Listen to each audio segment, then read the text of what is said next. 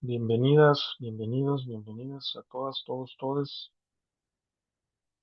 Vamos a continuar el curso donde nos quedamos. Estamos en la unidad número 6, la autoridad del Estado, y vamos a introducir el siguiente tema con esta pregunta. ¿Puede una aerolínea de Estados Unidos realizar vuelos comerciales que solo transporten pasajeros de la Ciudad de México a Cancún, es decir, vuelos domésticos? Esa es la pregunta.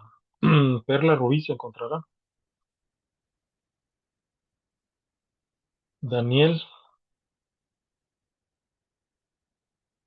Axel Uriel. No vino nadie hoy. Lady Mariana, Aquí estoy, profesor.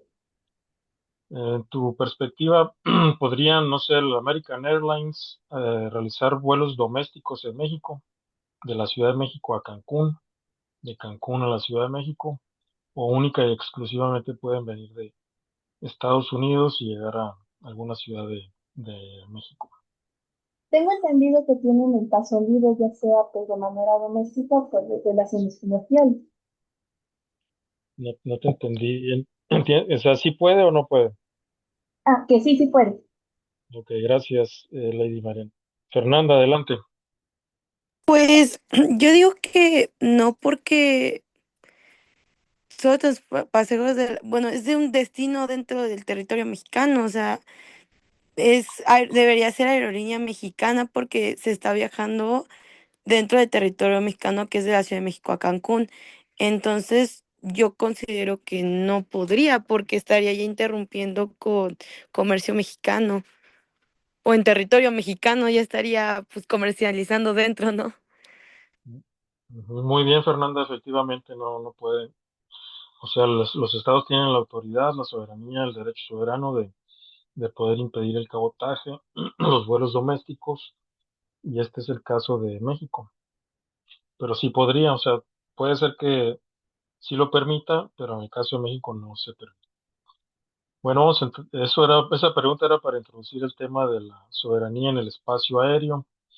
El espacio aéreo se regula en el Convenio sobre Aviación Civil Internacional, conocido como Convenio de Chicago o Convención de Chicago de 1944. Nótese el año, es un año, bueno, unos meses antes de finalizada la Segunda Guerra Mundial. Pueden ver que hay diversas notas en la lámina, pueden ver notas del gobierno mexicano a este convenio de Chicago de 1944, lo cual significa que ha recibido distintas enmiendas, distintos cambios ha sufrido este convenio, que se le considera la constitución de del espacio aéreo de la aviación civil internacional. Nótese que estamos hablando de aviación civil, no militar. La soberanía sobre el espacio aéreo, la soberanía del Estado, la autoridad del Estado sobre el espacio aéreo, de acuerdo al convenio de Chicago de 44, es absoluta y exclusiva sobre el espacio atmosférico encima del territorio terrestre y el mar territorial. Ya hablamos de la extensión del mar territorial, que tiene una extensión de 12 millas náuticas a partir de las líneas de base, y va disminuyendo la soberanía del Estado, como vimos cuando tratamos el tema del derecho del mar. ¿Cuál es la norma base? Como les decía, pues el Convenio de Chicago de 1944, que establece las llamadas cinco libertades. Estas libertades es, sobre todo, básicamente la libertad de sobrevuelo, el derecho de sobrevuelo. También de escala técnica, entre otros derechos. Son cinco libertades. La necesidad de planes de vuelo y permisos para que aerolíneas comerciales crucen el cielo mexicano.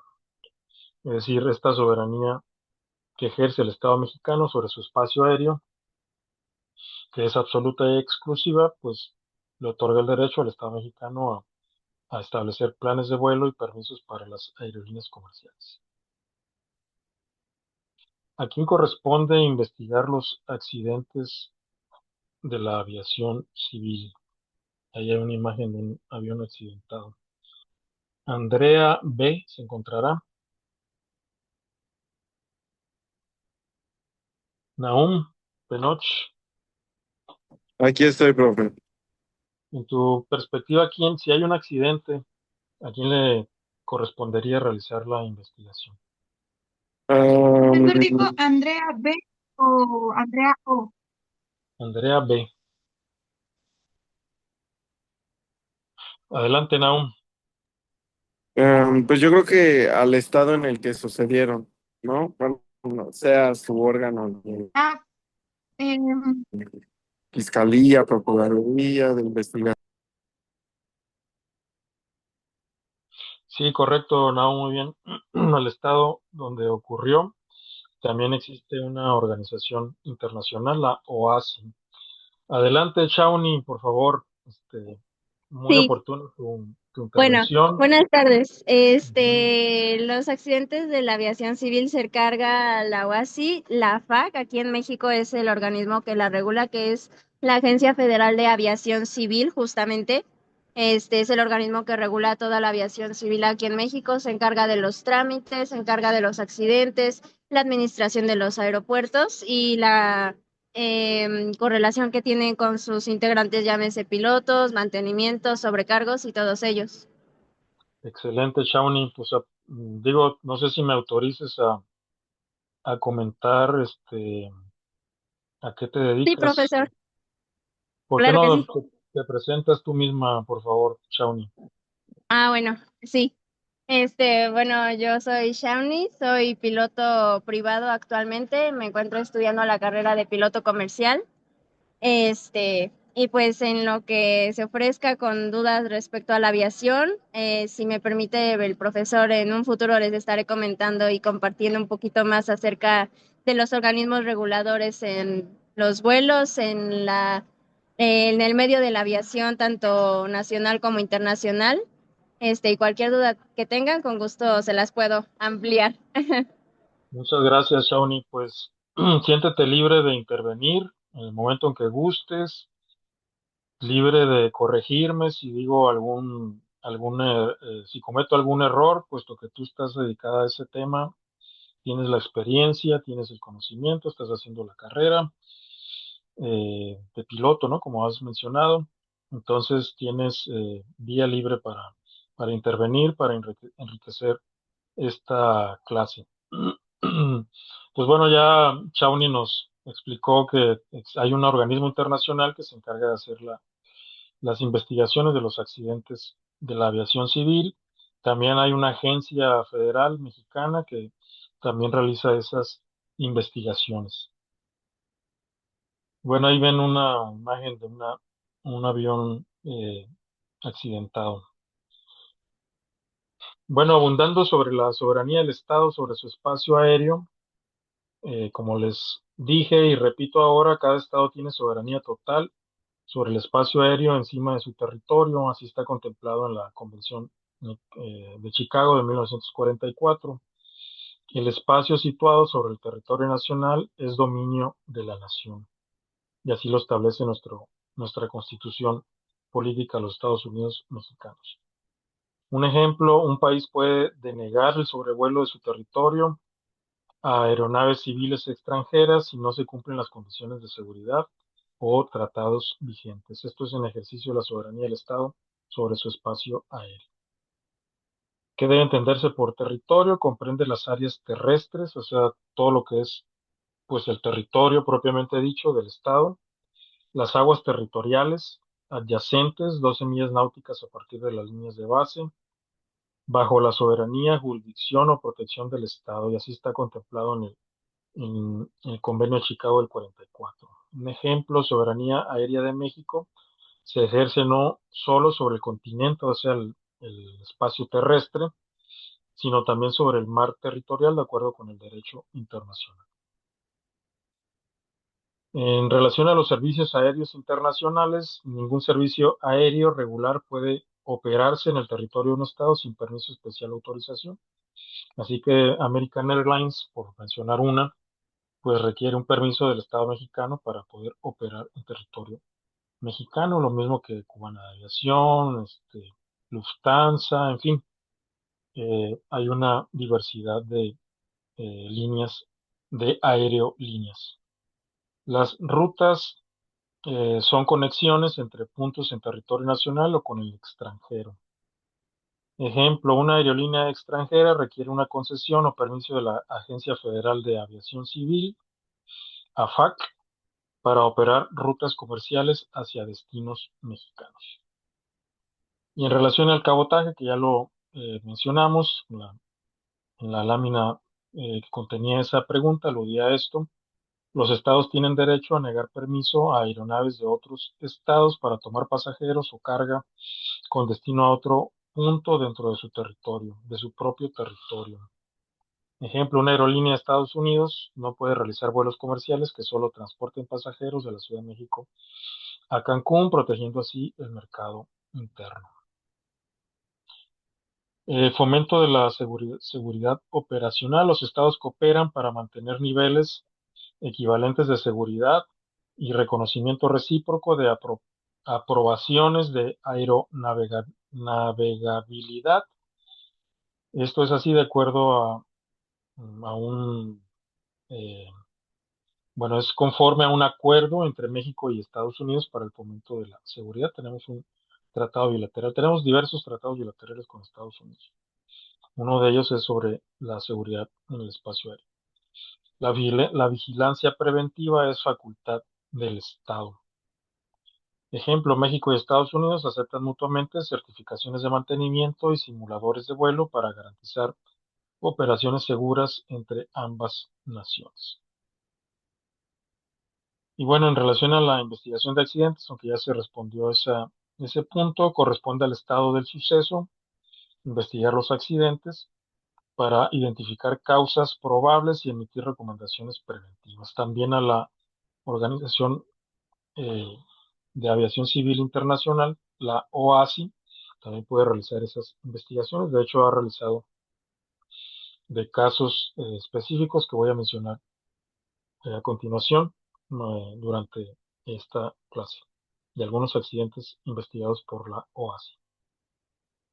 Ejemplo, en caso de un incidente en espacio aéreo mexicano, la Comisión Investigadora y Determinadora de Accidentes Aéreos lidera el proceso protegiendo la información médica y registros de vuelo.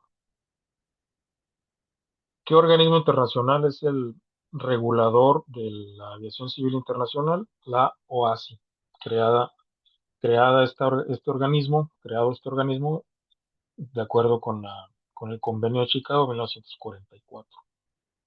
La OASI además tiene acuerdos mm, locales. Con México tiene un acuerdo en el cual México le faculta para establecer oficinas regionales y les concede inmunidades y privilegios fiscales para facilitar la aviación civil internacional. Ejemplo, la oficina regional de la OASI en México está exenta de ciertos derechos de aduana para sus publicaciones y equipo oficial de trabajo para cumplir sus funciones internacionales.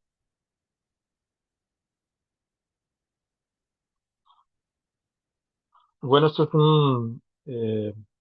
una lámina que muestra algunos aviones comerciales derribados por misiles, algunos por error, otros con dolo, eh, y va de 1980 al 2014. Por ejemplo, comencemos con el de 1980, la aerolínea, hay un error ahí, bueno, así se llama, ¿no? Itavia. Un 27 de junio del 1980, el avión explotó cerca de la isla de Ustica, en Sicilia. Las investigaciones sugieren el impacto de un misil de la OTAN disparado por error o un combate aéreo cercano. 77 víctimas de ese lamentable error, de ese lamentable accidente. Tal vez el más conocido es este que se muestra a continuación en la lámina de 1983, Korean Airlines. Un 1 de septiembre del 83, la nave se desvió de su ruta y violó el espacio aéreo de la Unión Soviética, hoy Rusia. Fue derribada por un caza soviético eh, cerca de la isla de Sajalín. Se le acercaron dos aviones caza, le hicieron señales al avión, el avión no detectó esas señales, según alguna información. Se le dieron tres avisos y no, ni aterrizó, o sea, ni aterrizó el avión, ni modificó su ruta y lamentablemente se ejerció la fuerza en contra de ese avión. Este evento motivó que Estados Unidos permitiera el uso civil del GPS. 269 fallecidos, lamentablemente. Estos son casos muy raros, ¿no? Es decir,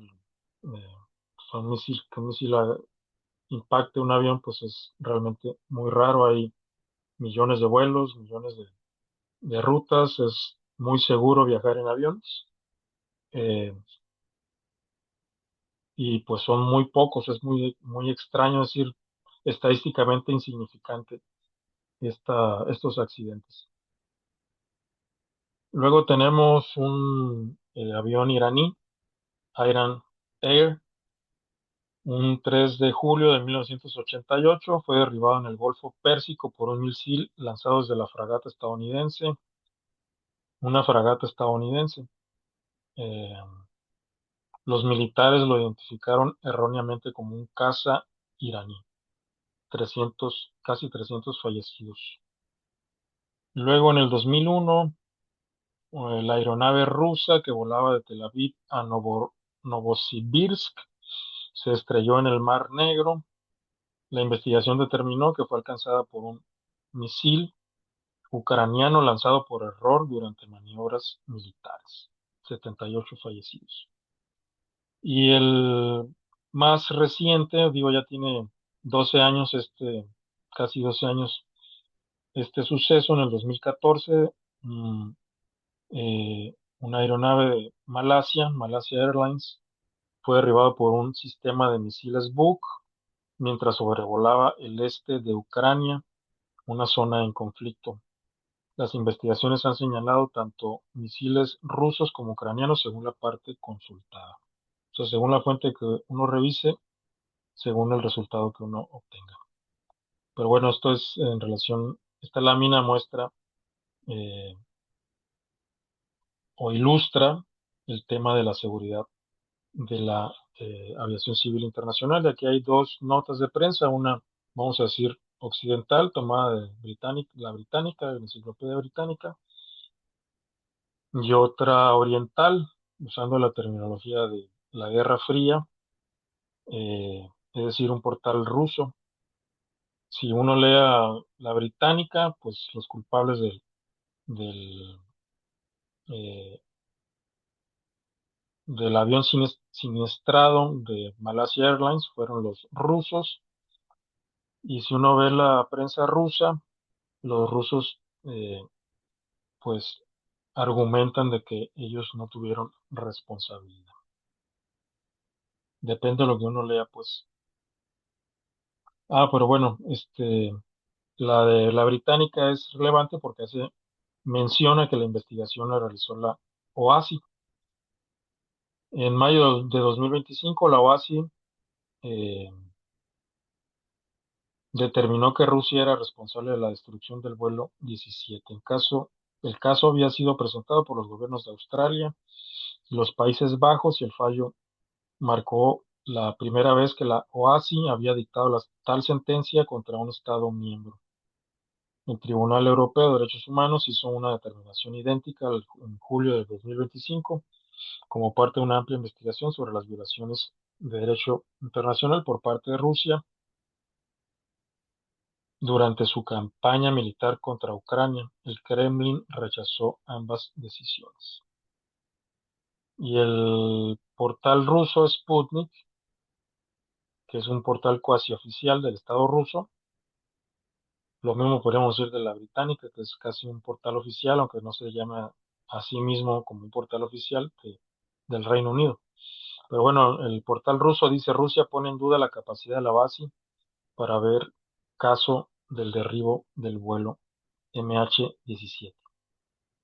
Y según los rusos, como está subrayado ahí en esa nota, recibieron la OASI o los integrantes de la OASI recibieron instrucciones de que Rusia es culpable y no quieren oír nada, es decir, no admitieron los argumentos rusos. ¿Está permitido o no el uso de armas contra aeronaves civiles desviadas de sus rutas? Pues bueno, Shawnee, adelante, Shawnee. Sí, bueno, el uso de armas en aeronaves civiles no está prohibido, no está permitido, al menos aquí en México,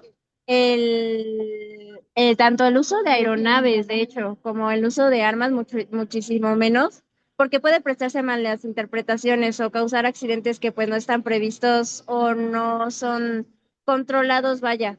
Sinceramente, hace poquito se vio el caso de ingreso de aeronaves estadounidenses al territorio mexicano y cosa que, pues, tanto civilmente como por medio de la FAC, se vio como algo, como una operación no regulada. Entonces, si estamos viendo que el ingreso de aeronaves, tanto ingresando al territorio mexicano que pues no está previsto en su ruta o no debería de ser parte de una ruta convencional de esas aeronaves, pues el uso de armas muchísimo menos. Al menos aquí en México se puede ver el caso de Estados Unidos, que pues no fue permitido y a nivel internacional, pues tampoco. Tampoco México puede ingresar tanto armas como aeronaves a otros territorios, porque simplemente el plan de vuelo, desde que nosotros estamos haciendo un documento que establece de dónde salimos, a dónde llegamos, cuánto tiempo de vuelo estamos o vamos a necesitar, vamos a ocupar el combustible, la tripulación, quién va a cargo de esa operación. Si nos salimos de ese límite operacional o de ese margen, ya se puede ver como un desafío a la autoridad. Entonces, pues claramente no está permitido. Muy bien, excelente, Shawnee, muchas gracias por tu comentario. Pues no está permitido el uso de armas en contra de aeronaves civiles, incluso aunque se desvíen de sus rutas. Esta lámina refuerza el tema de la soberanía del Estado sobre su espacio aéreo. El régimen de soberanía aérea se aplica estrictamente a las aeronaves civiles, las aeronaves del Estado, las aeronaves de Estado, por ejemplo, las militares, las policiales o las aduanales, requieren una autorización especial. Así que si un avión militar estadounidense va a ingresar a territorio mexicano, requiere una autorización especial por parte del Estado mexicano. De hecho, recientemente llegó un avión militar estadounidense, creo que unos días antes de que se capturara a un capo de la droga, eh, que fue muy sonada esa noticia, se me olvidó su nombre de pila para no decir su sobrenombre, este, pues llegó un avión militar al sur de México con autorización del Estado mexicano, una autorización especial. Servicios, en relación a los servicios no regulares, las aeronaves civiles que no realizan servicios regulares tienen derecho de sobrevuelo y escala técnica para fines no comerciales, sin permiso previo, aunque están sujetas a órdenes de aterrizaje. El uso de la fuerza, como bien señaló Chauny, y bueno, ella es, como ya lo dijo, pues ella es experta en este tema, es piloto, está haciendo la carrera de piloto. Los estados deben abstenerse de recurrir al uso de armas contra aeronaves civiles en vuelo. En caso de interceptación, no se debe poner en peligro la vida de los pasajeros. Esta regla eh, fue una enmienda al artículo, es el artículo 3 bis del Convenio de Chicago de 1944, que se modificó posterior al episodio de 1983 en que unos cazas soviéticos, aviones caza soviético, derribaron un avión comercial de Korean Airlines. En relación al alta mar, el espacio aéreo sobre alta mar no está sujeto a la soberanía de ningún estado, luego entonces rige el principio de libertad de sobrevuelo. ¿Cuál es el límite superior? ¿Cuál es la frontera vertical del espacio aéreo? De acuerdo a la doctrina mexicana, no existe un acuerdo definitivo sobre la frontera vertical, o sea, cuántos kilómetros de tierra verticalmente sería la distancia en que culmina el espacio aéreo. Pero la doctrina suele ubicar esta frontera vertical del espacio aéreo en el perigeo, que es el punto de la órbita elíptica más cercano a la Tierra, de la Luna o de un satélite artificial, más bajo de los satélites artificiales, es decir, donde termina la atmósfera. Suena complejo, no sé si tengas algún comentario, Shawnee, sobre el perigeo, si nos puedas comentar algo sobre eso o cuál sería la práctica en tu experiencia si hay una frontera hacia, vertical, ¿no? Del espacio aéreo. Pues bueno, con respecto a las fronteras, tanto nacionales como internacionales están reguladas. Digamos que nosotros tenemos el contacto con las bases de determinado lugar a donde tenemos planeado ir o a donde tenemos planeado sobrevolar incluso. Siempre tenemos que estar en contacto con la autoridad, llámese local, estatal, federal, municipal, porque no pueden, digamos que ver aeronaves que no vayan, que estén fuera de su ruta o que no se sepa claramente hacia dónde van o cuál es su destino, cuál es su intención también. Nosotros tenemos que estar siempre, siempre monitoreados por la base del lugar del que sobrevolemos y al que lleguemos, también del que salimos. Siempre debemos de estar en comunicación con la autoridad y con el tráfico, pues no, pues con nuestros compañeros, ¿no? Tanto aeronaves civiles, militares, estamos en la misma frecuencia para evitar malos entendidos y accidentes. Muy bien, gracias, Shawnee. ¿Y cuál es la altura eh, a la que más puede llegar una aeronave civil? Me parece, bueno, dependiendo. Hay mínimos de vuelo que no se deben rebasar o que no debemos volar debajo de ellos. Siempre va a ser con respecto al terreno mínimo 1,000 pies de separación del terreno en el que estemos. Y máximo, pues dependiendo justamente al lugar al que vayamos y la aeronave en la que estemos volando. No es lo mismo volar una aeronave ligera, de ala baja, de ala alta, de ala rotativa, como lo es un helicóptero. También es muy diferente. Pero en el caso de un avión comercial como un Airbus, un Boeing, llámese Airbus A320, 321, 319, 380, pues tienen diferentes niveles. Y al lugar en el que vayan, pues normalmente ronda los 20,000 pies de altura.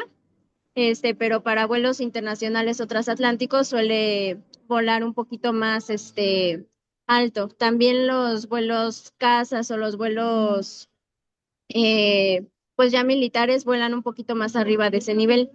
Ya están en otros niveles como bueno, ya están en otros niveles de la corteza terrestre. No vuelan al mismo nivel porque pueden ocasionar pues ciertas colisiones que no deberían de pasar, que pues sí han pasado, sobre todo entre aeronaves civiles, pero más que nada son por errores de comunicación justamente. En mi caso, yo vuelo aeronaves chiquitas, lo que se conoce es como Cessnas, 152, 172 Piper y Diamond. Y pues estas aeronaves a lo mucho, a lo máximo que llegan a volar son 10,000 pies, 7,000 pies de altura, no. Y vuelan muy arriba. Pero siempre debemos de tener cierta separación con las otras aeronaves, como lo son 500 pies de altura entre aeronaves y 1,000 pies de altura sobre el terreno. Excelente. Muchas gracias, Shawnee, por Gracias a compartir usted. tus conocimientos. Bueno, en relación al uso de armas contra aeronaves civiles, bueno, ya dijimos que no está permitido. Lo vamos a reiterar. Los estados tienen la obligación internacional de abstenerse de recurrir al uso de armas contra aeronaves civiles en vuelo.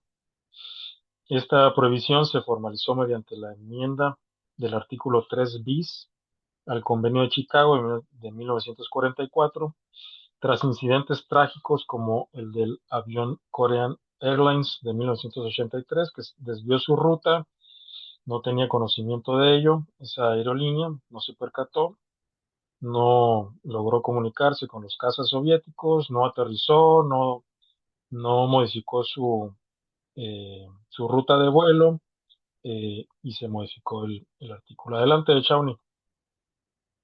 Bueno, profesor, una disculpa por interrumpir así, Adelante. pero quería comentarle un dato que tenemos nosotros para en caso de que nos quedemos sin comunicación, lo que se conoce como el estado nordo. Tenemos un procedimiento para poder aterrizar en los aeródromos o aeropuertos en los que estemos más cercanos. Nosotros nos debemos de aproximar a la torre de control, empezar a mover las alas de un lado para otro para que nos identifiquen que estamos sin comunicación, sin radio, y por medio de una lámpara con luces nos van guiando hacia aterrizar. Normalmente la torre es encargada de despejar para que no haya otros tráficos cerca de nosotros y por medio de las luces nos van indicando cómo aterrizar en la pista, si estamos libres de obstáculos, si estamos autorizados para aterrizar o en caso de que debamos esperar un poquito más para poder aterrizar con seguridad. Perfecto. No, pues tiene muchas reglas de seguridad, pues sí, muchas normas, ¿no? Para evitar accidentes, afortunadamente. Y sigue siendo insignificante, ¿no? Estarás de acuerdo conmigo, Chauny, que los accidentes aéreos estadísticamente son muy pequeños, ¿verdad?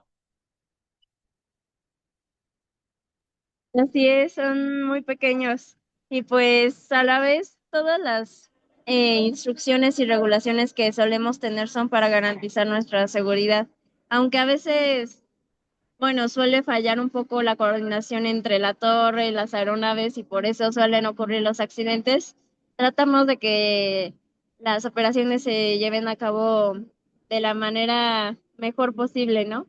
También en los aterrizajes me atrevo a decir que son la parte más difícil de un vuelo, sobre todo porque, bueno, si me permite hacer otro comentario más Adelante, sí. adentrado en materia de aviación, los despegues y los aterrizajes son conocidos como las partes más críticas del vuelo.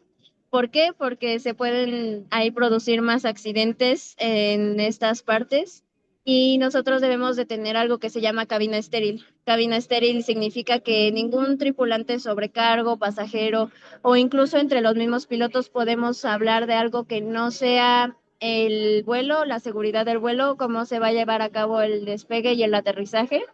Nuestros compañeros sobrecargos no pueden interrumpirnos en ese momento a los pilotos ni en el despegue ni en el aterrizaje. Por eso es que si ustedes tienen la oportunidad de volar en cualquier aerolínea, en cualquier vuelo, en el despegue y en el aterrizaje la cabina de los pilotos siempre va a permanecer cerrada. No pueden interrumpir, y esto se acaba a los 10,000 pies de altura. Una vez cruzando los 10,000 pies de altura, ya pueden pues ingresar en la cabina de los pilotos y hacer comentarios fuera de materia un poquito. Pero en mi experiencia como piloto, me atrevo a decir que los despegues no son tan complicados, pero los aterrizajes son la parte más difícil. ¿Por qué? Porque puede haber factores de climatología, nubes, viento cruzado, que la pista no esté en condiciones o que los otros tráficos nos estén obstruyendo el ingreso a la pista y pues suelen ocurrir un poquito más de accidentes que en los despegues. También se llama lo que, bueno, comúnmente los pilotos llamamos ida al aire o go around, que es cuando, por ejemplo, estamos a punto de tocar la pista y despegamos otra vez. Entonces, son precisamente para garantizar la seguridad. Cuando hay otro tráfico ahí en la pista, cuando la pista está mojada, cuando hay un carrito que no debe de estar ahí como los de nuestros compañeros de mantenimiento o los de montacargas, pues se hace una operación que es ida al aire o simplemente toque y despegue, que es cuando tocamos la pista y despegamos otra vez por indicaciones de la torre de control. Muy bien, ¿no? Pues muy interesante conocer esos detalles de primera mano. Gracias, Chauni. Sí, no Em, hay de qué.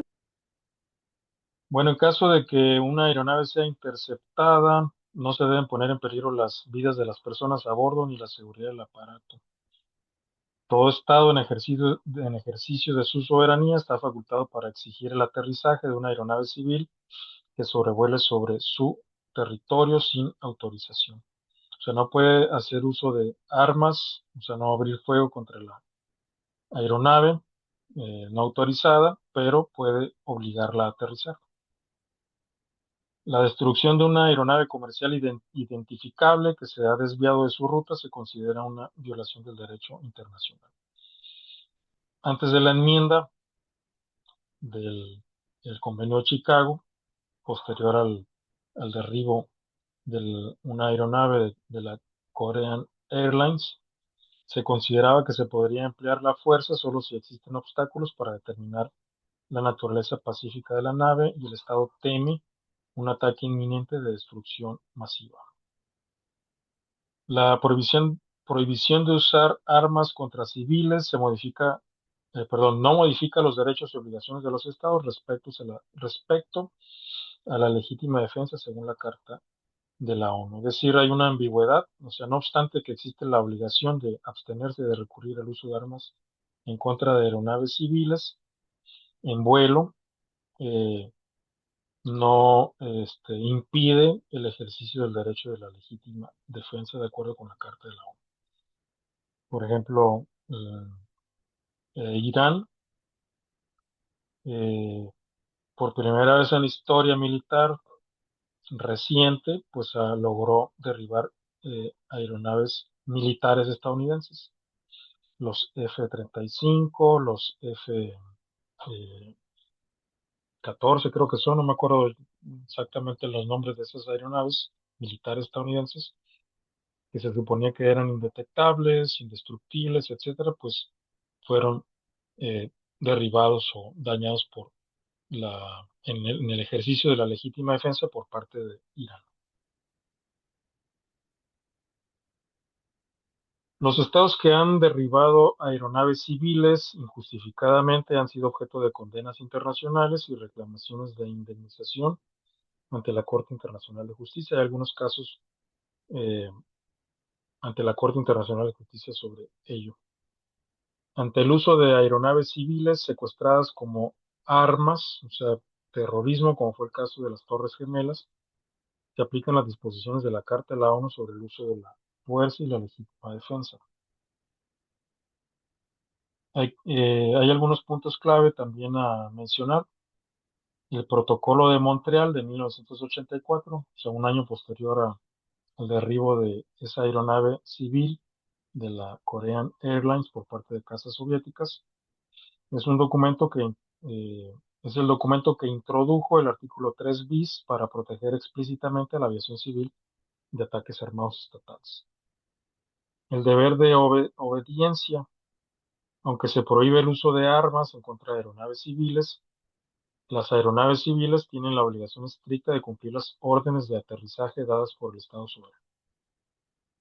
Hay casos históricos, incidentes como el derribo del vuelo de la Korean Airlines de 1983 y el iraní de 1988 impulsaron la creación de estas normas para evitar que se ponga en riesgo la vida de inocentes bajo sospechas militares. ¿Puede un avión privado matriculado en Estados Unidos cruzar el espacio aéreo de México hacia Panamá sin escalas? ¿Requiere permiso previo sobrevuelo? ¿Las aeronaves militares tienen derecho de sobrevuelo? Dana Paola C. estará por ahí. Débora Iraíz,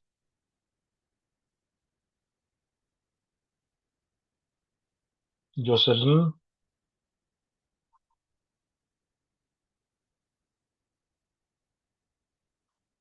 Mauricio Daniel,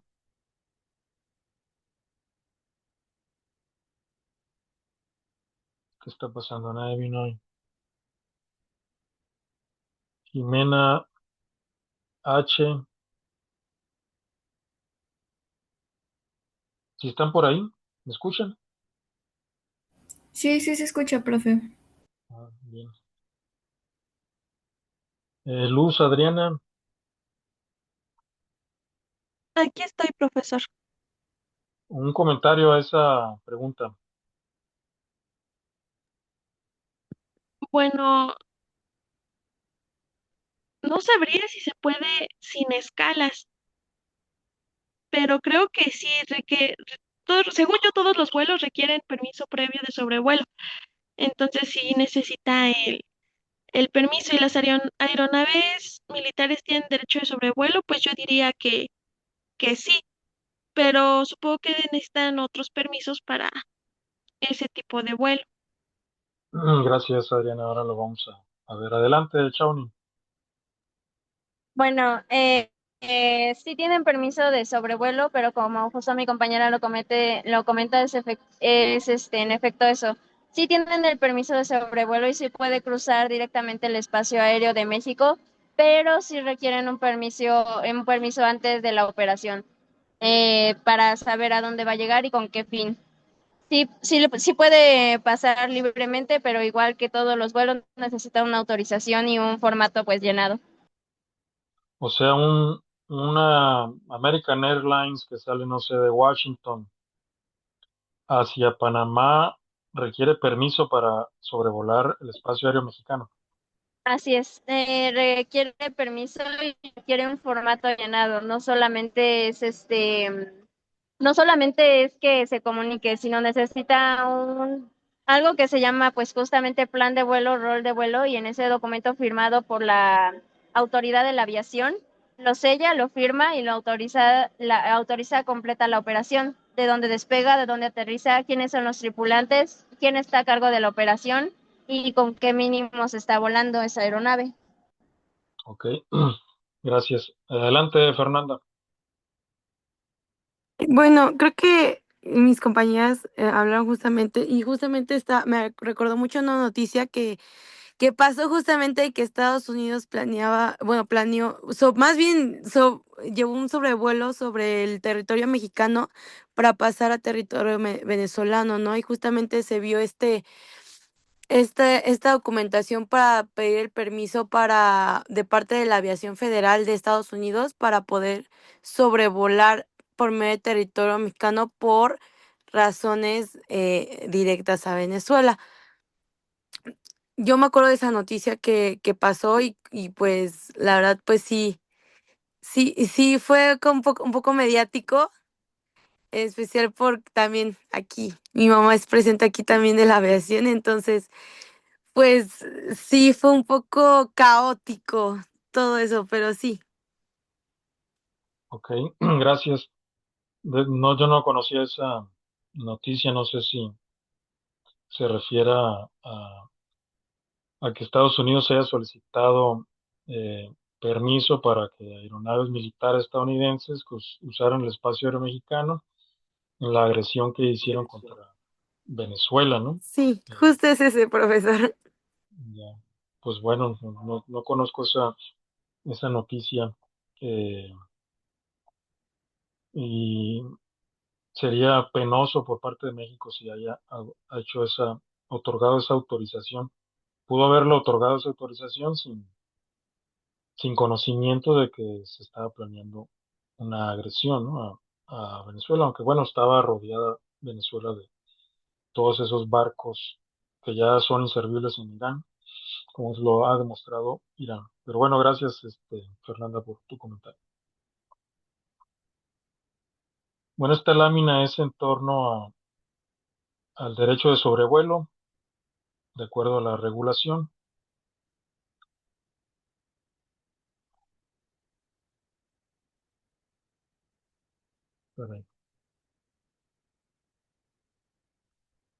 La soberanía aérea, los estados tienen soberanía plena y exclusiva sobre el espacio aéreo situado encima de su territorio, áreas terrestres y aguas territoriales, como ya he mencionado.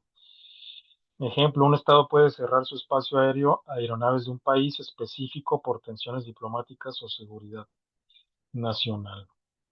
Por ejemplo, no sé si haya vuelos, sí, me imagino que sí, que no se suspendieron los vuelos entre México y Ecuador, no tenemos relaciones diplomáticas, no tenemos sí tenemos embajada, pero no hay embajador ni embajadora de México en Ecuador y no tenemos embajador de Ecuador en México, pero se mantienen, como ya lo vimos en derecho diplomático, se mantienen las relaciones consulares. Eh, pero bueno, o sea, si no hay vuelos entre México y Ecuador, pues no sería este, eh, raro, no sería extraño, puesto que no tenemos relaciones diplomáticas. Eh, Servicios no regulares, vuelos privados, vuelos charter tienen derecho a penetrar el territorio o sobrevolarlo sin escalas y realizar escalas técnicas para fines no comerciales sin necesidad de permiso previo, sujeto al derecho del Estado de exigir el aterrizaje. Shaun, ¿estarías de acuerdo con esta eh, afirmación? Si no es comercial, pueden sobrevolar o llegar, pero no pueden permanecer mucho tiempo, pues, porque justamente pueden prestarse a malas interpretaciones. Sí lo pueden hacer, pero necesita estar, no bueno, es que es como, es libertad cierta que tienen las aeronaves de permanecer siempre y cuando no sea con fines de lucro, pero igual necesitan estar supervisados por la autoridad aeroportuaria. Entonces, sí es como cierta libertad, pero no pueden hacer lo que gusten, ¿no? O sea, justamente pueden llegar sin un documento o pues cierta autorización, pero en el aeropuerto necesitan la autorización para permanecer ahí. Entonces es medio, pues como contradictorio, porque si una aeronave no tiene el permiso de permanecer en plataforma, en el hangar, o sea, la zona que se dirija, pues no puede permanecer ahí. Entonces, sí está regulada. Cada aeronave que permanece en territorio dentro del aeropuerto o fuera del aeropuerto está regulada de cierta manera. Puede que no sea por un documento, pero sí necesita autorización de un modo u otro. Ok, o sea, sí puede, o sea, es cierta la afirmación de la lámina, pero lo que está regulado es su permanencia. Es cierta hasta cierto punto. Es cierta de que necesita, de que puede permanecer sin un documento como tal, sí, pero de que no necesita autorización, pues no, porque en el mismo aeropuerto necesita la autorización para permanecer en el área en la que vaya a estar la aeronave o el personal de vuelo. Ok, bueno, gracias, Chauni. Em, y bueno, los servicios aéreos regulares, estos sí los comerciales, ningún servicio internacional regular puede explotarse sobre el territorio de un estado sin un permiso especial o autorización de dicho estado. En eso estamos todos de acuerdo, creo yo. Por ejemplo, una aerolínea comercial mexicana requiere la autorización de Canadá para utilizar sus rutas aéreas en un vuelo con destino a Barcelona. En relación a las aeronaves de Estado, las militares particularmente o las policiales, aduanales, no pueden sobrevolar el territorio de otro Estado ni aterrizar en él sin haber obtenido una autorización especial. Y bueno, por lo que dice Chauny, pues ninguna aeronave, sea militar o no sea militar, ¿no? Eh, mm, Todas están sujetas a autorización. Adelante, Chauny. Sí, sobre todo con Estados Unidos, que ahorita le estaba comentando, es muy importante obtener su autorización. No es lo mismo volar para Europa que volar o sobrevolar el territorio estadounidense. Sobre todo porque desde el ataque que ocurrió contra las Torres Gemelas, el derecho aéreo y el paso hacia Estados Unidos están siendo muy controlados. Los vuelos que son hacia Estados Unidos necesitan una autorización extra para pasar o sobrevolar el territorio estadounidense. De hecho, también los mexicanos necesitamos un permiso extra si han tenido oportunidad de volar hacia Estados Unidos. Firmamos y llenamos un formato extra que no nos piden en otros vuelos. Entonces, el derecho hacia Estados Unidos, el derecho de paz o el derecho de ingreso a su territorio aéreo, sobrevolarlo o llegar allá a alguna de sus bases, está siendo más regulado todavía que a otros países. Sí, efectivamente. Gracias, Shawnee, por el comentario. Eh, bueno, los aviones militares requieren un permiso especial. Un ejemplo, un avión de la Fuerza Aérea de un país extranjero debe tramitar un permiso oficial ante la Secretaría de Relaciones Exteriores para transitar por el cielo mexicano. En relación a las zonas prohibidas o restringidas, los estados pueden prohibir o restringir uniformemente los vuelos de aeronaves extranjeras sobre ciertas zonas por necesidad militar o seguridad pública. O sea, hay derecho de sobrevuelo, pero hay zonas restringidas. Ejemplo, se prohíbe el sobrevuelo civil sobre una zona de instalaciones nucleares. Bueno, México no tiene armas nucleares y tenemos energía nuclear civil. O sobre bases militares estratégicas para prevenir riesgos de espionaje o accidentes. Pero bueno, ya el espionaje, tengo entendido, eh, antes se utilizaban los aviones comerciales a manera de espionaje en no sé cómo se llama, la parte inferior, ¿no?, de los aviones. Lo que hoy hacen los drones, los aviones no tripulados, y en gran parte también realizan los satélites. De hecho, nos estamos enterando, por lo menos yo me enteré en la agresión de Estados Unidos a Irán. Los iraníes están utilizando tecnología china, no están utilizando el GPS y están utilizando tecnología china. Beidou creo que se llama, si mal no recuerdo, la tecnología china, o sea, el GPS chino, pues. Y eso hizo más precisos la, la retaliación, la represalia, la legítima defensa de Irán en contra de algunas bases militares estadounidenses eh, que rodean a Irán, que están en los países del Golfo, ¿no? Pero bueno, órdenes de aterrizaje e interceptación. En ejercicio de su soberanía, un Estado puede exigir el aterrizaje de una aeronave civil que sobrevuele su territorio sin estar facultada o si se sospecha de un uso indebido. O sea, hay derecho a sobrevuelo, siempre sujeto a permiso o autorización, como lo ha mencionado Chauny, experta en la materia, que está haciendo la carrera de piloto. Pero el Estado tiene la facultad soberana de obligarla a aterrizar. Un ejemplo, el Centro Nacional de Vigilancia y Protección del Espacio Aéreo detecta una aeronave sin plan de vuelo y ordena su aterrizaje inmediato para inspección en el aeropuerto más cercano. La regulación para extranjeros en México, las aeronaves para uso particular extranjeras sí pueden sobrevolar el espacio aéreo mexicano siempre que cuenten con la autorización de la AFAC. Por ejemplo, un piloto estadounidense que desea volar su avioneta privada sobre territorio mexicano debe tener la validación de su seguro y la documentación ante la Agencia Federal de Aviación Civil, la Agencia Mexicana de la Aviación Civil. Y bueno, por reiteración, en relación al uso de armas, los estados deben abstenerse de recurrir al uso de armas en contra de aeronaves civiles en vuelo durante una interceptación, priorizando la seguridad de los ocupantes. Ejemplo, si un avión civil entra por error en una zona restringida, los aviones interceptores deben usar señales visuales para guiarlo fuera del área sin disparar contra él.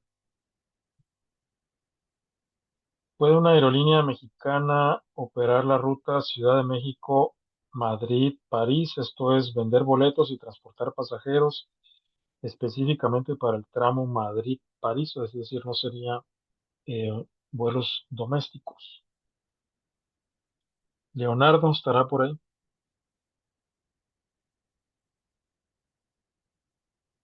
Are Sebastián.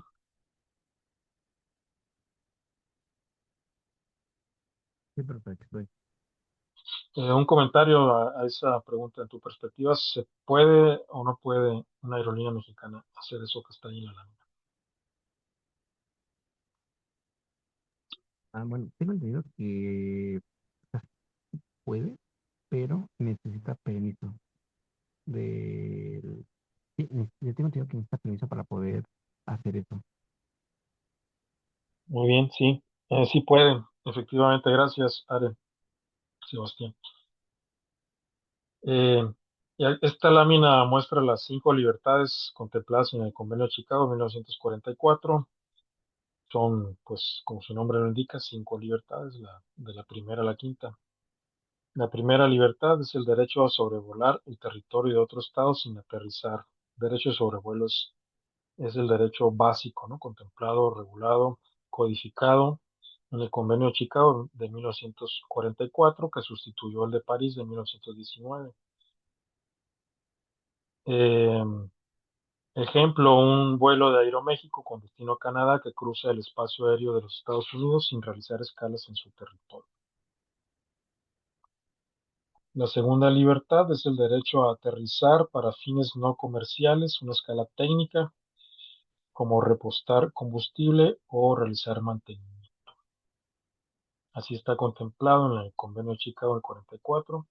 Ejemplo, una aeronave mexicana que se dirige a Europa realiza una escala técnica en Islandia para cargar combustible sin embarcar ni desembarcar pasajeros o carga. Adelante, Chauni.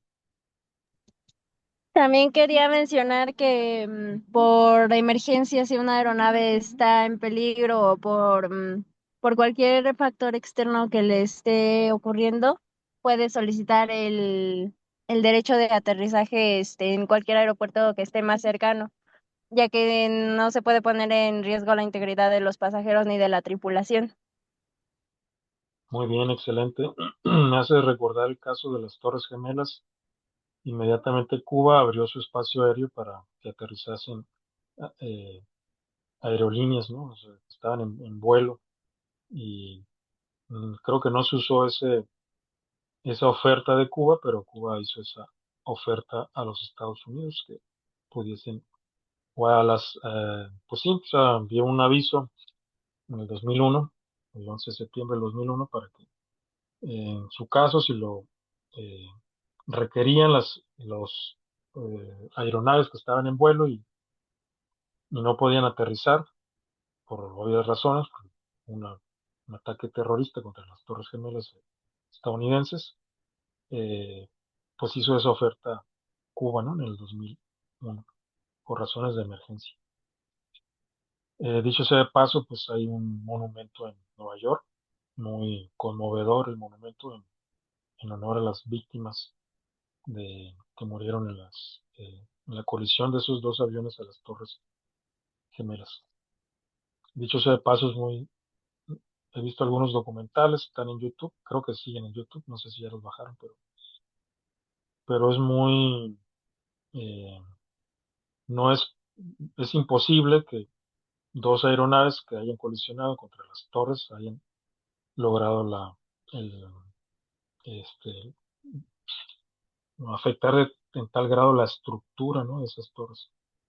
O sea, pudieron haber causado un daño donde colisionaron, pero de allí a lograr dañar la estructura de las torres, pues es un salto. Según los documentales que yo vi, digo, no soy experto, ¿no? Pero me parecieron muy convincentes esos documentales.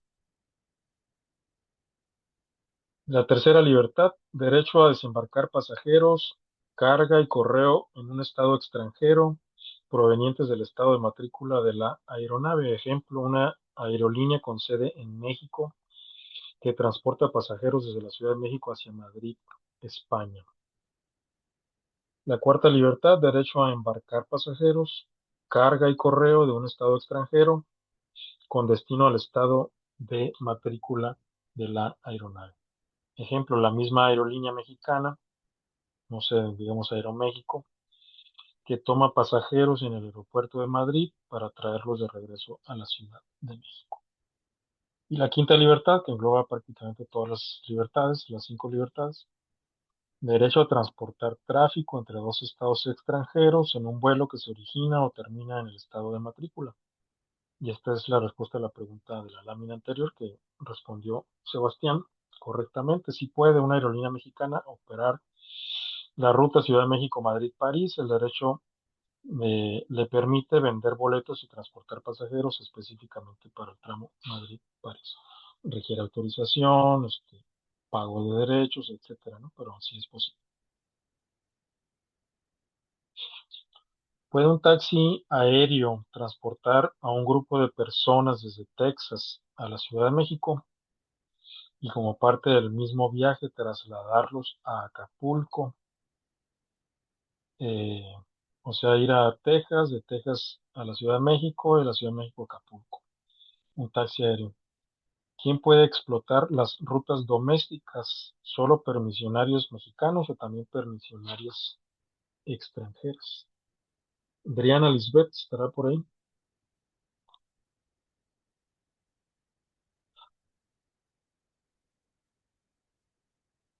Dana Paola M.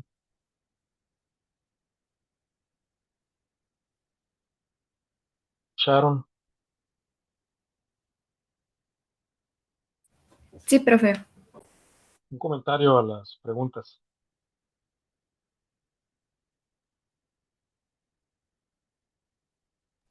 Bueno, tengo entendido que sí, sí puede, porque pues de alguna manera pues los va a transportar, ¿no? Pero me surge duda, no sé si funcione de la misma manera porque eso ya sería pues terrestre, ¿no? Ya no sería aéreo.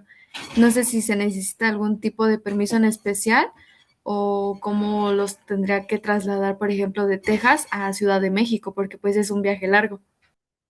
Pues es un taxi aéreo, ¿no? O sea, es una aeronave, más que llamada taxi. Eh, sí, gracias Sharon, sí.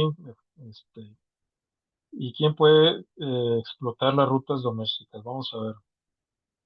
Esto es en relación al cabotaje en la aviación civil.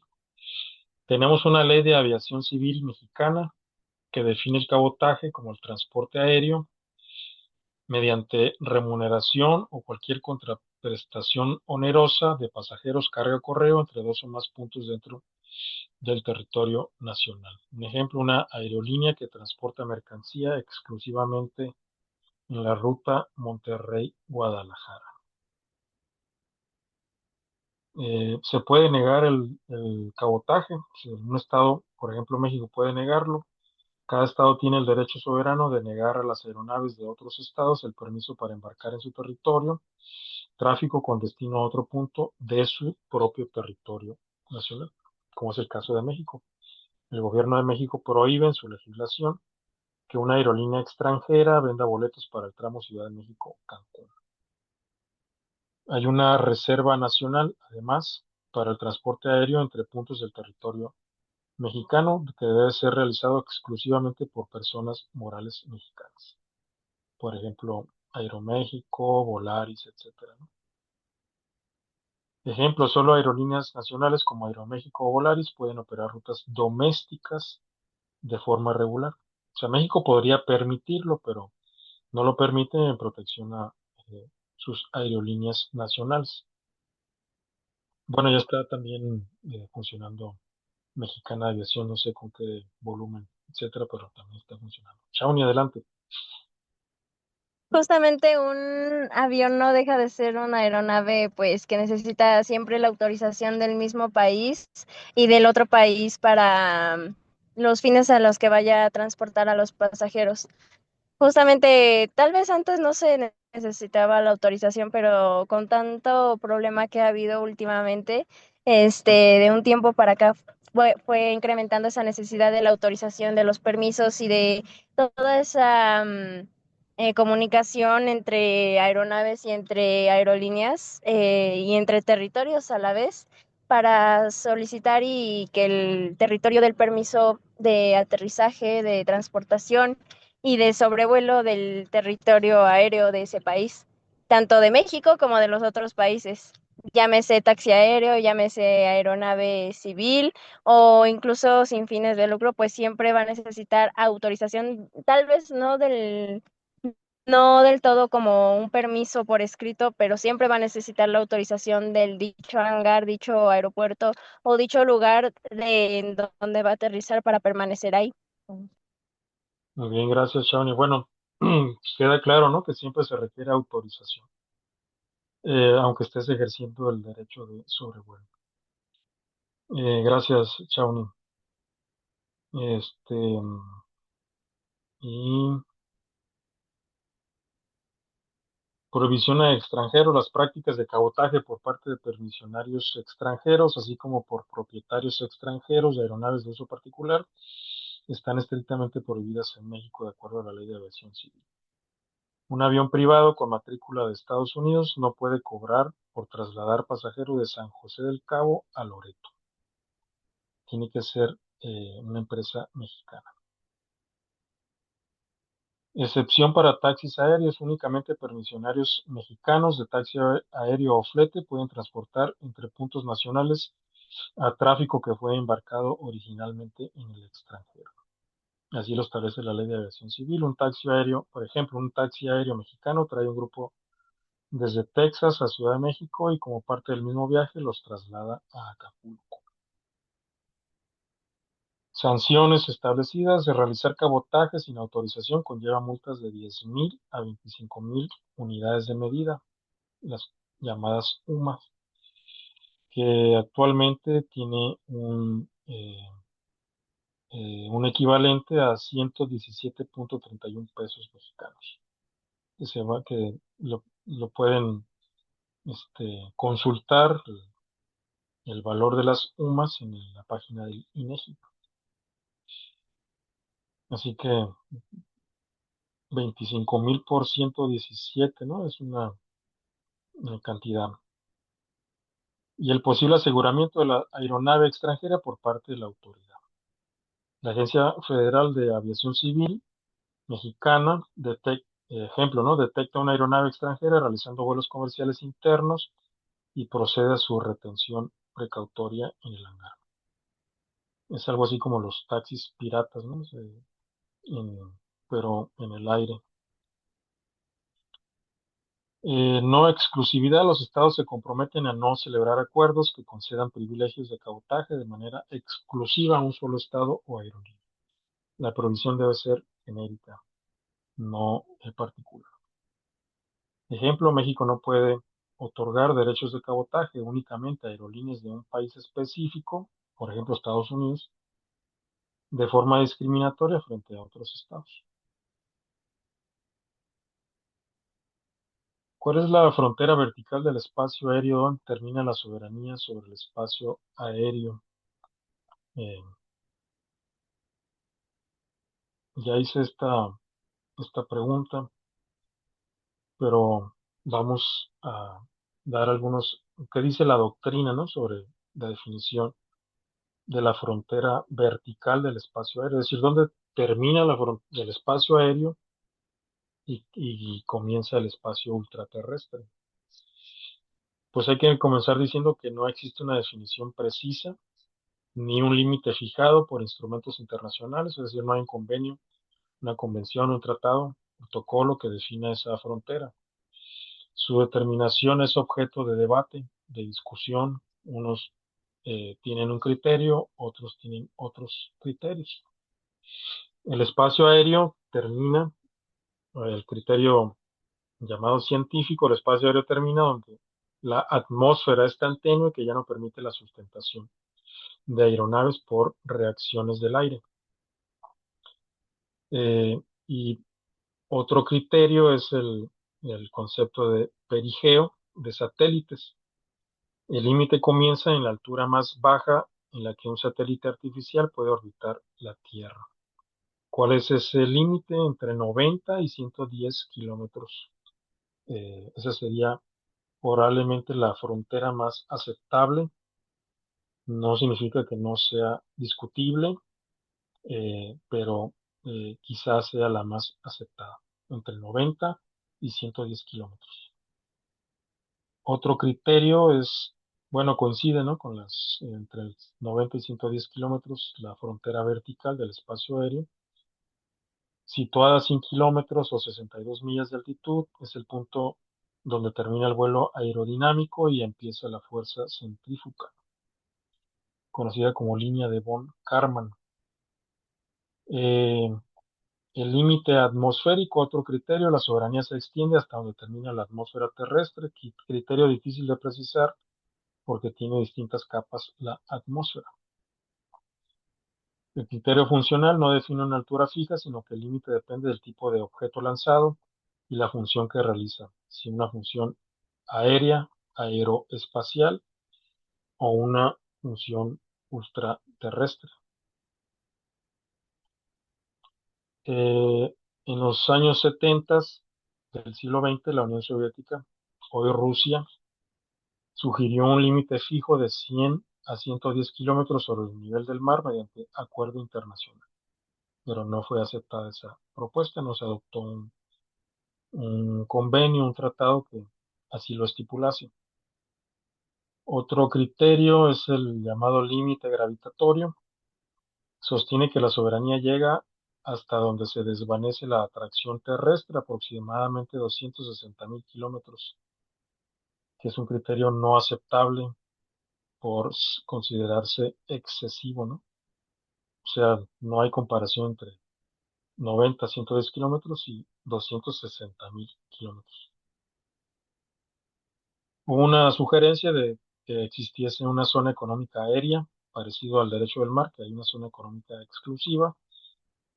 Algunos autores propusieron una zona contigua, bueno, eh, una zona contigua, que en el caso del derecho del mar tiene una distancia de 24 millas náuticas a partir de las líneas de base, pero como no se empalma con el mar territorial, en realidad tiene una extensión solamente de 12 kilómetros eh, contados a partir de donde termina el mar territorial. Pero bueno, eso ya lo analizamos cuando hablamos del derecho del mar.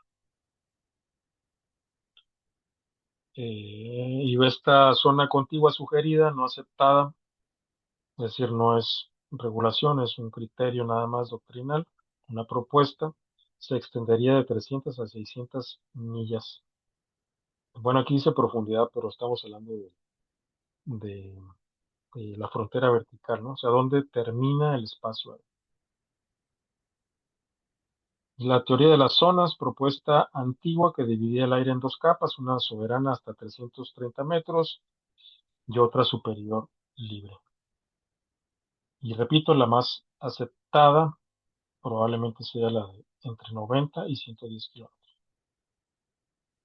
Eso significaría que si la práctica de los estados avalan este criterio entre los 90 y los 110 kilómetros como frontera vertical, en esa distancia, en esa frontera vertical, terminaría la soberanía del Estado.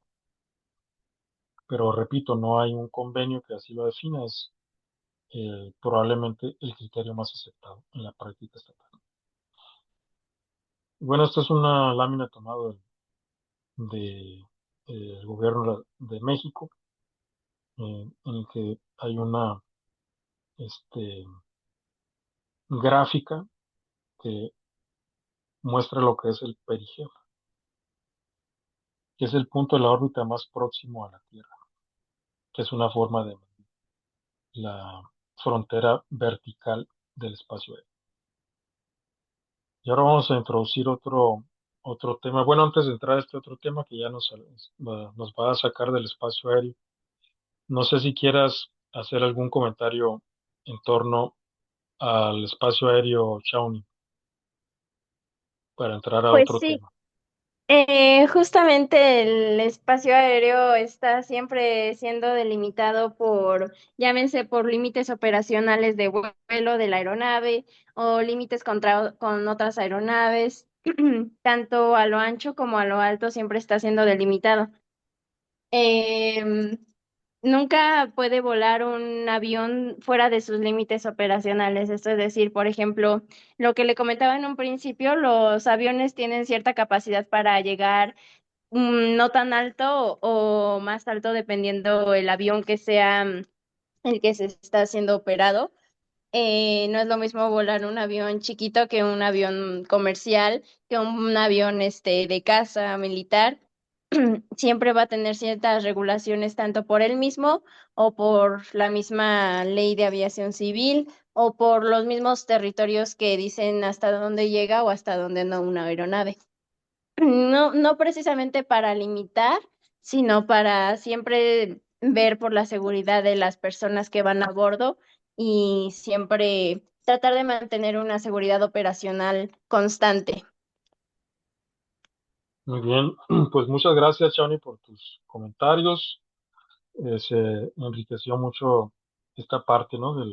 del espacio aéreo y pues creo que nos queda claro a todos de que si bien existe el derecho sobre vuelo, todo está regulado, todo requiere autorización. Pues gracias, Shawnee, y enhorabuena que estás haciendo también la carrera como piloto y que te desempeñas como piloto.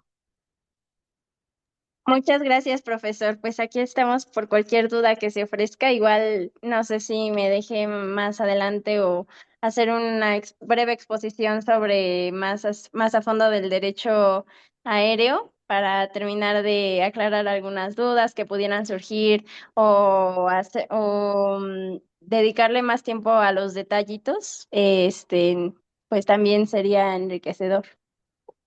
Sí, pues nos ponemos de acuerdo, Shawnee. Claro que sí, profesor. Muchas gracias. Gracias a ti. Bueno, ahora vamos a introducir otro tema. ¿A quién pertenece la Luna? ¿Están permitidas las guerras de las galaxias? Mario Antonio estará por ahí.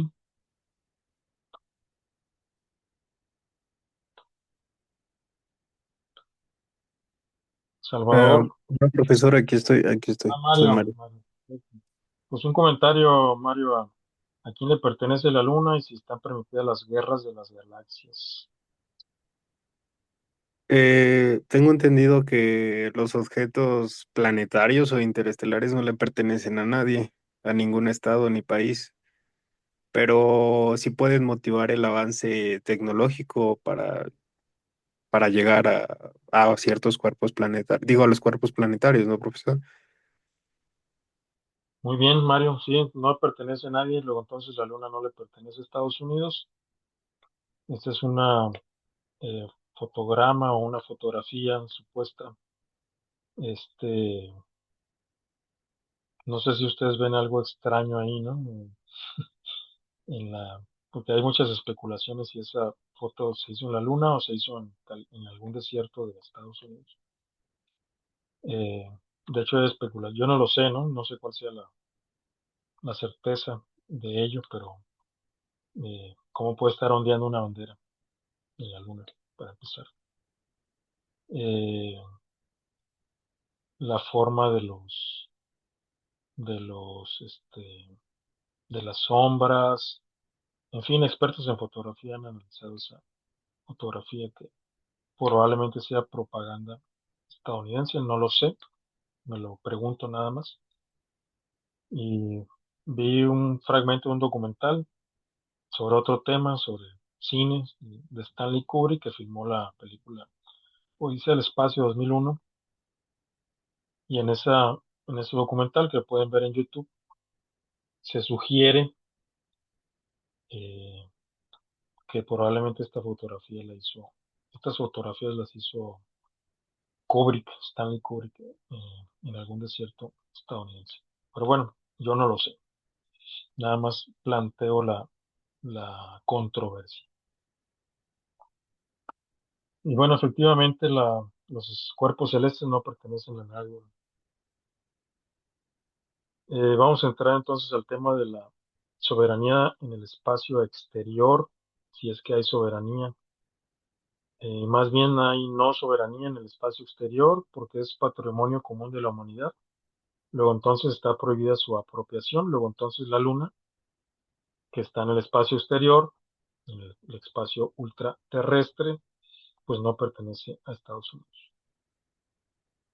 Así se contempla en la Constitución del Derecho Ultraterrestre del Tratado de 1967, llamado sobre los principios que deben regir las actividades de los estados en la exploración y utilización del espacio ultraterrestre, incluso la Luna y otros cuerpos celestes. Dicho sea de paso que estamos hoy, hace 2 días fue el aniversario del natalicio de Yuri Gagarin, el primer astronauta. Bueno, los rusos les llaman cosmonautas, que logró, que hizo el primer viaje, pues, ultraterrestre al espacio exterior, al espacio cósmico. Son tres los grandes principios del Tratado de 1967. De hecho, quizás recuerden, cuando hablamos eh, de las fuentes del derecho internacional, hay un autor, José Luis Vallarta Marrón, que también está citado en esta lámina, en su texto, en su Manual de Derecho Internacional Público, sugiere la existencia de una costumbre instantánea y sugiere como ejemplo precisamente este tratado de 1967. Está a discusión esa sugerencia, porque eh, no es pacífica esa sugerencia de que exista una costumbre instantánea, porque contradice los principios de la costumbre. La inveterata constitu es una práctica reiterada que además se considera obligatoria. Bueno, el Tratado de 1967, que pueden ver, hay varios tratados, uno de ellos es este que estoy mencionando, establece que el uso para fines pacíficos, o sea, la exploración de la Luna, la Estación Espacial Internacional fuera del espacio terrestre, pues tiene o debe tener fines pacíficos.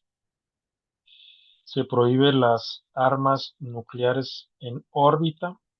Luego entonces, lo que yo llamé, bueno, entre broma y en serio, porque hay un programa militar estadounidense que llamado así, la Guerra de las Galaxias. Por más que haya una serie cinematográfica, a mí me gusta la serie, sobre todo la primera, ¿no? Eh, no sé si ustedes conocen esas series, pero las primeras que se filmaron, pues son las que, pues, digamos, le dieron fama a esta serie, a la Guerra de las Galaxias. Luego vinieron otras posteriores, aunque las primeras filmadas no son las primeras de la serie, pero bueno, eso es otro tema. Hay un programa militar estadounidense llamado así la Guerra de las Galaxias. Y eso da muchas especulaciones, cómo es que coinciden este, títulos de sagas cinematográficas con programas militares. Me hace preguntar si habrá alguna relación entre Hollywood y los servicios propagandísticos de los intereses estadounidenses o no. O sea, si hay intereses militares, es una pregunta, no es afirmación, en la filmación de algunas películas, ¿no? Pues no es, la Guerra de las Galaxias no es el único caso, luego está Rápido y Furioso, y si vamos al cine, pues hay eh, aeronaves militares llamadas U-2, hay un grupo llamado U-2, hay un grupo musical llamado B-52, hay no sé si barco o aeronave militar estadounidense llamada B-52, en fin, se presta mucho a la sospecha, pues. Pero bueno, vuelvo al Tratado del 67, el espacio ultraterrestre, que es el que, aunque la frontera no está bien definida, pero si suponemos que en la práctica de los estados la frontera vertical del espacio aéreo termina a los 110 kilómetros, a partir de esa distancia, pues comenzaría el espacio ultraterrestre. Y la exploración y utilización del espacio ultraterrestre, el espacio cósmico, pues debe ser para fines pacíficos. Y se prohíbe el uso de armas nucleares y se establece la responsabilidad del Estado por daños. Un ejemplo, la imposibilidad legal de que un país reclame la propiedad de la Luna. ¿En qué consiste el patrimonio común de la humanidad en el espacio ultraterrestre? Abundando sobre ese principio, el espacio ultraterrestre, el espacio cósmico, no pertenece a nadie, se le considera no es res nullius, es decir, no es un espacio territorial que pueda ser apropiado, sino que es de interés e incumbencia de todos los estados y la humanidad en general, esto es, res communis. La noción de patrimonio común de la humanidad proviene originalmente del derecho del mar, propuesta por Arvid Pardo en 1969 para los fondos marinos, y fue adoptada por el derecho espacial para la Luna y los cuerpos celestes. O sea, se propuso para el derecho del mar. Digo, también el alta mar también es patrimonio común de la humanidad, lo mismo que el espacio ultraterrestre. La no apropiación nacional, el espacio cósmico, la Luna y otros cuerpos celestes no pueden ser objeto de apropiación nacional por reivindicación de soberanía, uso, ocupación ni ningún otro medio. Hay libertad de exploración y utilización. El espacio está abierto a todos los estados sin discriminación, en condiciones de igualdad y de conformidad con el derecho internacional. Es decir, bueno, México tiene una agencia espacial para promover la cooperación con otros estados en la exploración del espacio ultraterrestre. Tenemos una ley sobre eso, que data del 2010, 2012. Uso con fines pacíficos, establece la desmilitarización del espacio cósmico, particularmente la prohibición de armas de destrucción masiva en órbita, y la desmilitarización total de la Luna y los cuerpos celestes. La desmilitarización del espacio es parcial, hay que decirlo, porque los satélites también pueden tener una finalidad militar. Los GPS, SpaceX de Elon Musk, en fin, es decir, los satélites tienen también una función de carácter militar y esos no están prohibidos. Pero bueno, los satélites también ayudan no solo tienen fines militares, también para el monitoreo de ciclones, en fin, mm, eh, fenómenos naturales. La explotación y utilización debe realizarse en provecho e interés de todos los países, buscando evitar que se acentúe la brecha tecnológica entre naciones desarrolladas y en desarrollo. El Acuerdo de 1979 define explícitamente a la Luna y sus recursos naturales como patrimonio común de la humanidad, prohibiendo la propiedad estatal o privada sobre su superficie. Los astronautas son considerados enviados de la humanidad, por lo que todos los estados deben prestarles ayuda en caso de accidente, peligro o aterrizaje forzoso. Si si Artemis 2 hubiese aterrizado, no sé, en el desierto de Sonora, no ocurrió porque aterrizó en el Océano Pacífico, en las costas de San Diego, en California, eh, pues México debió prestar ayuda, ¿no? Si hubiese ocurrido el aterrizaje no en California, sino en Sonora, ¿no? Por decir algo. Los estados son responsables de las actividades nacionales en el espacio, ya sean realizadas por organismos gubernamentales o por entidades no gubernamentales. Los estados deben evitar la contaminación nociva de los cuerpos celestes. Las actividades espaciales deben guiarse por el principio de cooperación y asistencia mutua. ¿Qué se requiere para lanzar un nuevo satélite de comunicaciones? ¿A quién pertenece una base minera que extraiga petróleo o agua de las lunas o satélites de Júpiter? Digo, es una pregunta de ciencia ficción todavía, pero con el avance de la tecnología, tal vez en el futuro se puedan extraer recursos naturales de pues, los planetas más cercanos, ¿no? Vecinos del planeta Tierra. ¿Qué debe hacer el Estado mexicano si una cápsula espacial con tripulación aterriza por error en el desierto de Sonora? Esta lámina explica la regulación del espacio ultraterrestre. Se prohíbe colocar armas nucleares, como ya había mencionado, en órbita o en cuerpos celestes. Es decir, no se puede enviar un arma nuclear a la Luna, ¿no? Por ejemplo, o a la Estación Espacial Internacional. Los astronautas son considerados enviados de la humanidad, pero entonces se les debe prestar asistencia. Todo estado de lanzamiento debe registrar el objeto espacial. Eh, mediante su inscripción en un registro nacional propio. O sea, si México lanza un satélite, nosotros tenemos un satélite, uno o dos, ahora no recuerdo cuántos, pero tenemos nuestro registro nacional de los satélites mexicanos como el registro internacional ante el sistema de la ONU. Se debe notificar al secretario general de la ONU sobre la creación del registro y proporcionar datos como parámetros orbitales y función del objeto.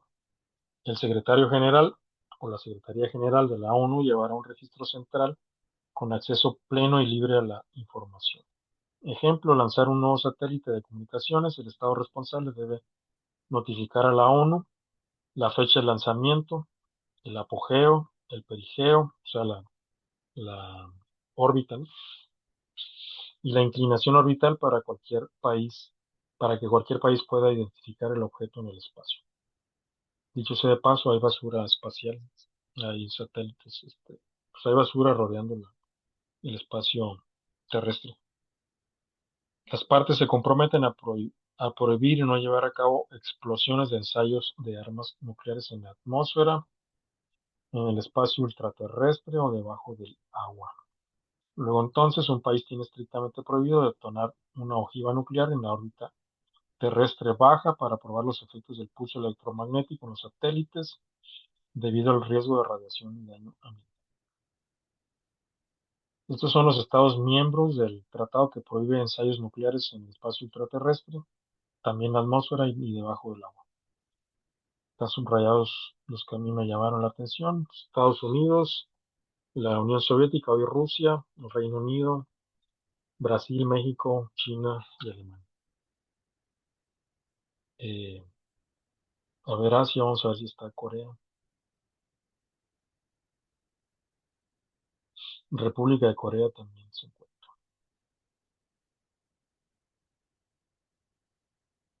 ¿Qué procede si una empresa privada mexicana lanza un satélite que interfiere con las comunicaciones de Estados Unidos? ¿Quién se responsabiliza?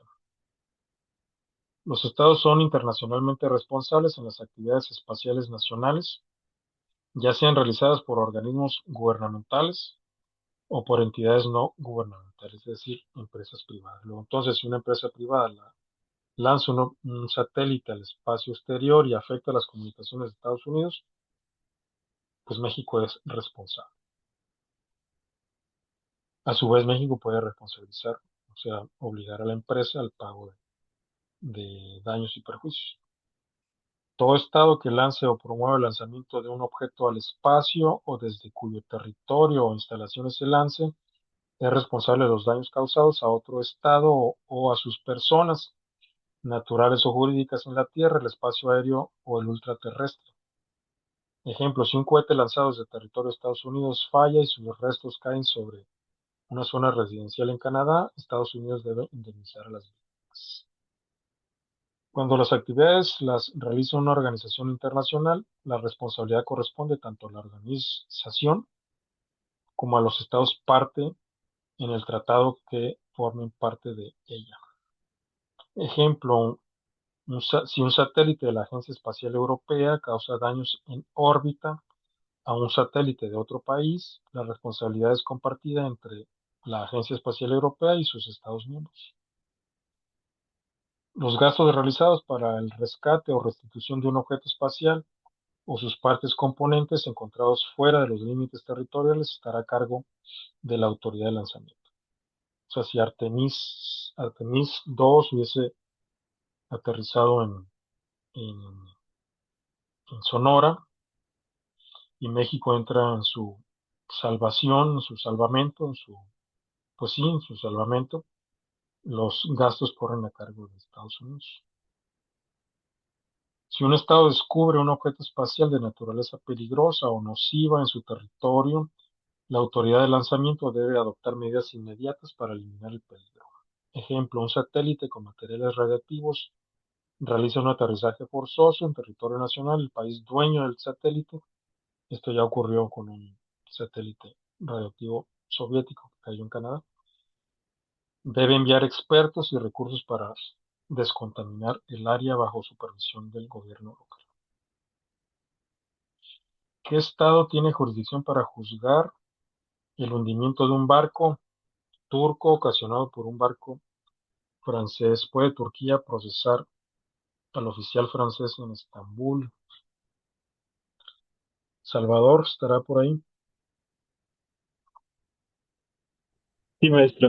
Un comentario a esas preguntas. Ah,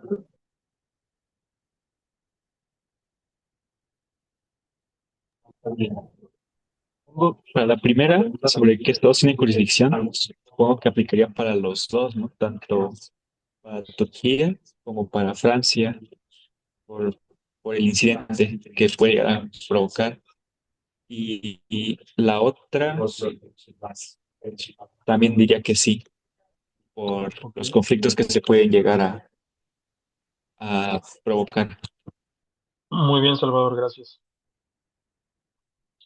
Esto es un caso clásico, no de la actual Corte Internacional, sino de la Corte Permanente de Justicia Internacional, antecedente de la actual Corte Internacional de Justicia, conocido como Lotus, el caso Lotus. Y esto es para introducir el tema de la jurisdicción extraterritorial o personal del Estado. O sea, estamos hablando de la unidad es sobre la autoridad del Estado. Y la pregunta es si puede haber una autoridad más allá de las fronteras del Estado. Y la respuesta es afirmativa. La autoridad, ¿qué es la jurisdicción extraterritorial o personal? Es la autoridad que el Estado ejerce sobre sus ciudadanos o ciudadanas, incluso cuando se encuentran fuera de sus fronteras.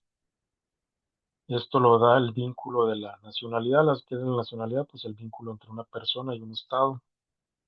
El caso que fundamenta esto, aunque ya va a cumplir 100 años el próximo año, es el llamado Lotus, el asunto del Lotus, donde se discutió el alcance de la ley penal de un Estado sobre hechos ocurridos en alta mar.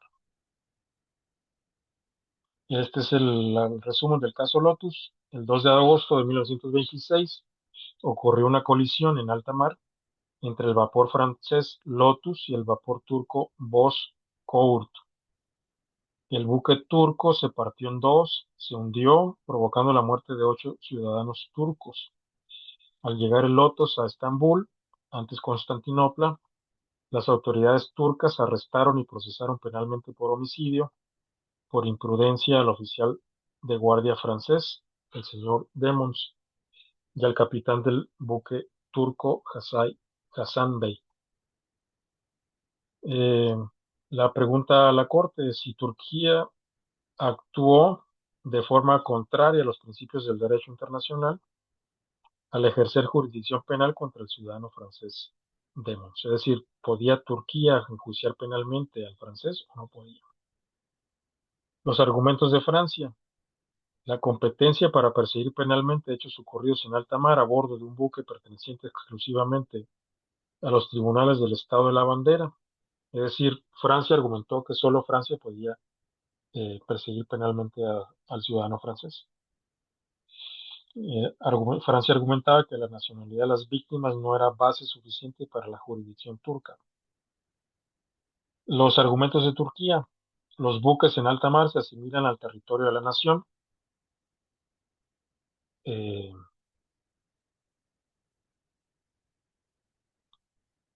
al territorio de la nación cuyo pabellón enarbolan, dado que el lugar del delito fue el Bozkurt, el buque turco. Turquía tenía jurisdicción como si el hecho hubiese ocurrido en Turquía. El principio Lotus, el razonamiento de la Corte estableció que el derecho internacional rige las relaciones entre estados independientes y emana de su propia voluntad. Por lo tanto, las limitaciones a la independencia de los estados no se presumen. Un estado tiene libertad para ejercer jurisdicción en su propio territorio sobre actos ocurridos en el extranjero, a menos que exista una regla prohibitiva específica en el derecho internacional. La Corte determinó que no existe una regla que otorgue jurisdicción exclusiva al Estado del pabellón en casos de abordaje. Al producirse los efectos del delito en un buque de otra nacionalidad, se crea una situación de jurisdicciones concurrentes, o sea, tanto Francia como Turquía. ¿Qué falló la Corte? Con el voto de calidad del presidente, porque hubo empate, la Corte decidió que Turquía no actuó en contradicción al derecho internacional. Luego entonces no hubo violación al derecho internacional juzgando a ese francés.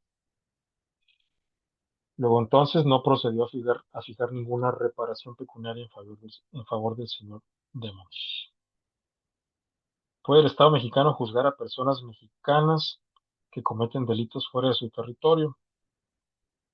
Eh, y esto nos lleva al tema de la jurisdicción extraterritorial. Bueno, esta lámina ilustra la jurisdicción extraterritorial o personal según la autoridad del Estado. ¿En qué se basa? En la supremacía o autoridad que el Estado ejerce sobre sus nacionales, la cual no se confina a su territorio, sino que se extiende más allá siempre que no infrinja la soberanía territorial de otro Estado. Ejemplo, la aplicación de leyes nacionales a ciudadanos que cometen delitos en el extranjero o en lugares no sujetos a soberanía estatal. Alta mar, por ejemplo. La autoridad se ejerce en lugares que no forman parte del territorio de ningún Estado. A eso es así porque si un mexicano comete un delito en Estados Unidos, pues es enjuiciado en Estados Unidos. O si un estadounidense comete un delito en México, pues es enjuiciado en México. Eh, la autoridad se ejerce en lugares que no forman parte del territorio de ningún Estado, es decir, en lugares conocidos como res communis, alta mar, por ejemplo. Bueno, el espacio ultraterrestre también. Antártida es otro, la Antártida. El enjuiciamiento de delitos cometidos por nacionales en cuerpos celestes o por personas que flotan en el mar tras un naufragio sin pabellón nacional.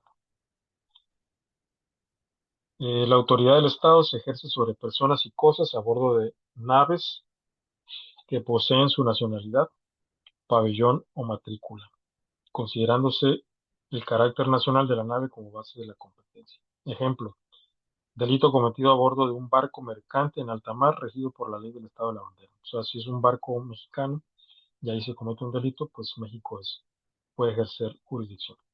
El control de aeronaves en vuelo internacional. El Estado puede ejercer autoridad sobre extranjeros que desempeñan funciones públicas. Ejemplo, empleados públicos extranjeros contratados por un Estado que gozan de su protección diplomática y quedan sujetos a su jurisdicción por actos de servicio. Extensión de autoridad personal a miembros de la tripulación de buques o aeronaves nacionales, aunque no poseen la nacionalidad del Estado de la nave. Un ejemplo, el ejercicio de la jurisdicción del Reino Unido o de los Estados Unidos sobre marinos extranjeros que sirven en sus flotas mercantes. Imagínense que haya, no sé, pakistaníes, digo, es un ejemplo, no lo sé si lo haya, ¿no? Pero pakistaníes que realicen funciones marinas para el Reino Unido. Facultad del Estado de juzgar crímenes cometidos en el extranjero por extranjeros cuando la víctima es un nacional de dicho Estado. Ejemplo, el inicio de una acción penal en contra de un extranjero por ofensas cometidas en el territorio de otro Estado contra un ciudadano del Estado que juzga. Hay un caso famoso, el caso Pinochet. Lamentablemente no fue exitoso, pero el juez Baltasar Garzón, español, solicitó la extradición de Pinochet, general Pinochet, senador vitalicio, que estaba de visita médica en el Reino Unido, solicitó la extradición al Reino Unido, porque la dictadura de Pinochet ocasionó muertes de españoles durante la dictadura. El Reino Unido no otorgó la extradición. Eh, Esta Margaret Thatcher entró en ayuda de Pinochet. Y es famosa la foto de Pinochet que argumentó razones de salud y cuando su avión aterrizó en Chile, bajó en silla de ruedas y llegando, ya pisando el suelo, pues se levantó, o sea, dejando el mensaje de que fue una excusa solamente argumentar razones de salud. Y bueno, hay un principio de principio de jurisdicción universal.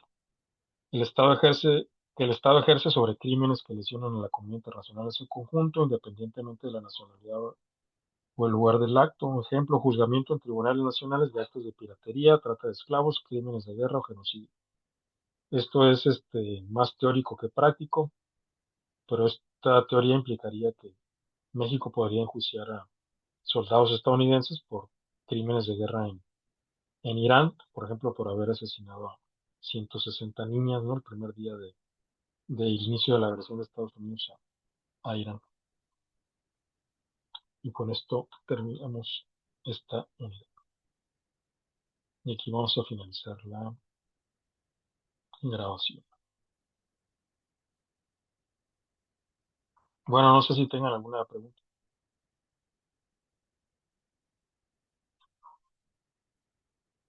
Parece que no.